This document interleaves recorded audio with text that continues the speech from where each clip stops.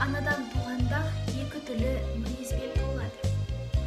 Бірі ішсем, жесем, ұйықтасам деп тұрады. Бұл тәннің құмары. Бұлар болмаса, тән жанға қонақ үй бола алмайды. Һәм өзі өспейді, қуат таппайды. Ал біреуі болса, білсем екен демек. Не көрсе де соған талпынып, жалтыр-жылтыр еткенің болса, оған қызығып, аузына салып, дәмін көріп, бетіне басып, сырнай керней болса, дауысына ұмтылып, ал одан ер жеткенде, ит үрсе де, мал шуласа да, тіпті адам жылап күлсе де, бұл немене, ол немене деп қызығып, ол неге өйтеді, бұл неге бүйтеді деп көзі көрген, құлағы естігеннің барлығын сұрап, тыныштық көрмейді. Бұл болса, жан құмары. Білсем екен, көрсем екен, үйренсем екен деген. Дүниенің көрінген һәм көрінбеген сырын түгелдеп, ең болмаса, денелеп білмесе, адамдықпен орны болмайды. Оны білмеген соң, ол жан, адам жаны болмай, хайуан жаны болады. Әзелде Құдай тағала хайуанның жанынан адамның жанын ірі жаратқан. Сол қуат жетпеген, ми толмаған ессіз бала күндегі бұл немене, ол немене деп бір нәрсені сұрап білсем екен дегенде ұйқы тамақта есімізден шығып кетеді ғой. Ер жеткен соң ақыл кіргенде орнын тауып ізденіп, кісісін тауып сұранып, ғылым тапқандардың жолына неге салмайды екенбіз? Сол өрістетіп өрісімізді ұзартып, құмарланып жиған қазынамызды көбейтсек керек. Бұл жанның тамағы еді. Тәннен жан артық еді. Тәнді жанға бас ұрғызса керек еді. Жоқ, біз олай қылмадық. Ұзақтай шулап, қарғадай барқылдап, ауылдағы боқтықтан ұзамадық. Жан бізді жас күнімізде билеп жүр екен. Ер жеткен соң, күш енген соң, оған билетпедік. Жанды тәнге басы бұздық. Еш нәрсеге көңілменен қарамадық. Көзбен де жақсы қарамадық. Көңіл айтып тұрса да сенбедік. Көзбен көрген нәрсенің сыртына ғана қоя алдық.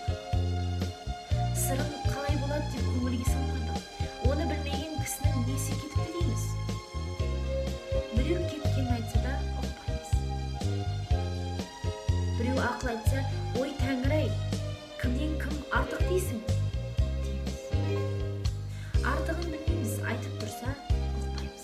Көкіректе сәуле жоқ, көңілде сенім жоқ. Құр көзбенен көрген біздің хайуан малдан неміз артық. Қайта бала күнімізде жақсы екенбіз. Білсек те, білмесек те, білсек екен деген адамның баласы екенбіз. Ал енді осы күнде хайуаннан да жаманбыз. Хайуан білмейді, білемін деп таласпайды. Біз түк білмейміз. Біз де білеміз деп, надандығымызды білімдікке бермей таласқанда, өлер тірілерімізді білмей, күре тамырымызды адырайып кетеміз. Осы мен өзім қазақпын. Қазақты жақсы көрем бе, жек көрем бе? Егер жақсы көрсем, қылықтарын қостасам керек еді. Уә әрнешілік бойларынан адам жақсы көрерлік, көңілге тияна қыларлық бір нәрсе тапсам керек еді. Соны не үміт үзбестікке, не оны болмаса, мұнысы бар ғой деп көңілге қуат қылуға жаратсам керек еді. Оңдайым жоқ. Егер жек көрсем, сөйлеспесем, мәжілісте сырлас, кеңестес болмасам керек еді. Тобына бармай, не қылды, не болды демей жату керек еді. Ол мүмкін болмаса, бұлардың ортасынан көшіп кету керек еді. Бұларды жөндеймін деуге жөнделер, үйінер деген үмітім де жоқ. Бұлардың бірі де жоқ. Бұл қалай? Бұл айтқаның бірін тұтпай болмас еді. Мен өзім тірі болсам да анық тірі де емеспін. Әншейін осылардың ызасынан ба, өзіме өзім ыза болғанымнан ба, яки бөтен бір себептен бе еш білмеймін. Сырым сау болса да ішім өліп қалыпты. Ашулансам ызалана алмаймын. Күлсем қуана алмаймын. Сөйлегенім өз сөзім емес. Күлгенім өз күлкім емес. Қайратты күнімде қазақты қиып бөтен жаққа кетпек түгіл өзін жақсы көріп үміт етіп жүріппін. Қашан әбден біліп үмітімді үзген кезде өзге жаққа барып жатты өз қылып үйір боларлық қайрат жалын сөніп те қалған екен. Сол себептен бір жүрген қуыс кеудемін. Тегінде ойлаймын, бұ да жақсы, өлер кезде әттеген-ай сондай қызықтарым қалдау деп қайғылы болмай, алдыңғы тілеу болмаса, артқа алаң болмай өлмей. Адам баласына жыртықсыз, кірсіз, сыпайы киініп, һәм ол киімін былғап, бұлжыратып кимей, таза кимек дұрысыз. Ләкин өз дәулетінен артық киінбек, не киімі артық болмаса да, көңіліне қуат тұтып, тым айналдырмақ кербездің ісі. Кербездің екі түрлі қылығы болады. Бірі бет пішінін, мұртын, мүшесін, жүрісін, қас-қабағын қолдан түзетіп, шынтағын көтеріп, қолын тарақтап әуре болмақ. Біреуі атын, киімін, айран ішерім деп, солардың арқасында сыпайы, жұғымды жігіт атанбаққа, өзінен ілгерілерге елеулі болып, өзі қатардағының ішін күйдіріп, өзінен кейіншілерге әттенді не-ай, осылардың атындай ат мініп, киімінде киім кигенін не арманы бар екен, дейтұғым болмаққа ойланбақ. Мұның бәрі масқаралық, ақмақтық. Мұны адам бір ойламасын. Егерде бір ойласа, қайта адам болмағы қиыныз. Кербез дегенді осындай керден немеден безіндер деген сөзге ұқсатамын. Тегінде адам баласынан ақыл, ғылым, ар мінез деген нәрселермен озбақ. Онан басқа нәрсеменен оздым ғой демектім бәрі де ақымақ. Существует 4 причины, способствующие восприятию и запоминанию услышанного. Во-первых, нужно утвердиться духовно и быть непреклонным. Во-вторых, слушать советы умных людей с вниманием и открытым сердцем, с готовностью и желанием уяснить смысл сказанного. В-третьих, вдумчиво, неоднократно повторять про себя эти слова и закреплять их в памяти.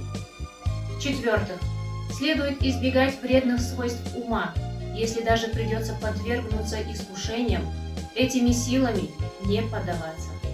Вредные свойства ума – это беспечность, равнодушие, склонность к беспричинному веселью, тяга к мрачным раздумьям и губительным страстям.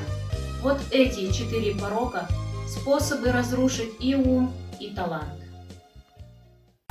Ақмол орта мектебінің 6 А сыныбы оқушысы Бақ Асылай әсет қызы. Абай Құнанбаев жазғы түрі өлеңі. Жазғы түрі қалмайды қыстың сызы, масатыдай құлпырар жердің жүзі. Жан жануар адамзат анталаса, ата-анадай елжірер күннің көзі. Жаздың көркі енеді жыл құсымен, жайраңдасып жас күлер құрбысымен. Көрден жанат тұрғандай кемпір мен шал, жалбандасар өзінің тұрғысымен. Қырдағы ел, ойдағы елмен араласып, күлімдесіп, көрісіп, құшақтасып. Шаруа қуған жастардың мойны босап, сырласып, сыбырласып, мауқын басып. Абай Құнанбайұлы көзінің қарасы.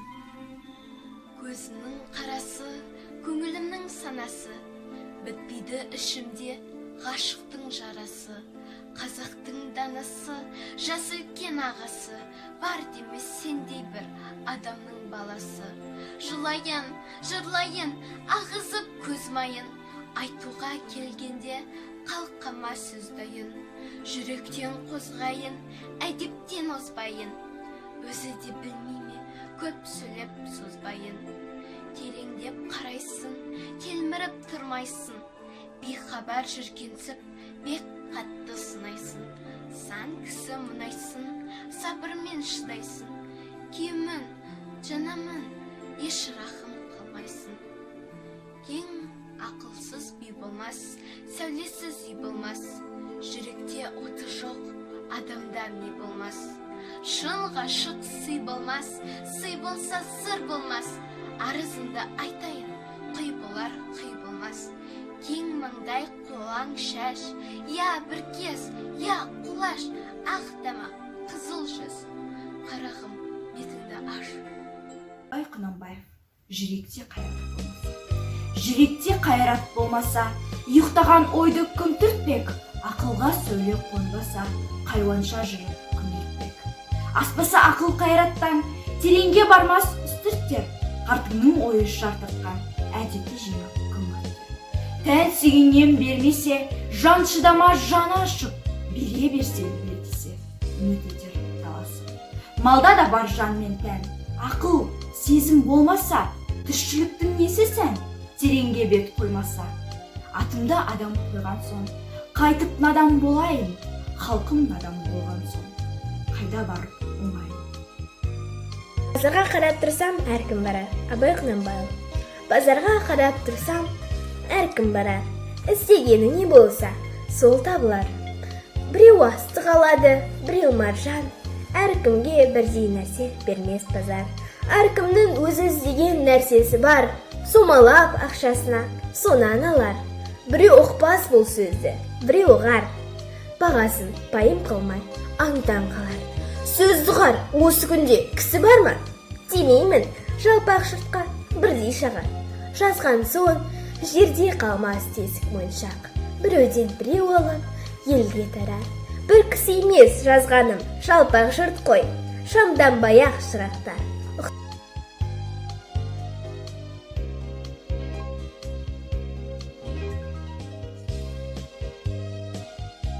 Абай Құнанбаев. Ұяламын дегені көңіл үшін. Ұяламын дегені көңіл үшін. Ұсақ қулық бір ғана өмір үшін.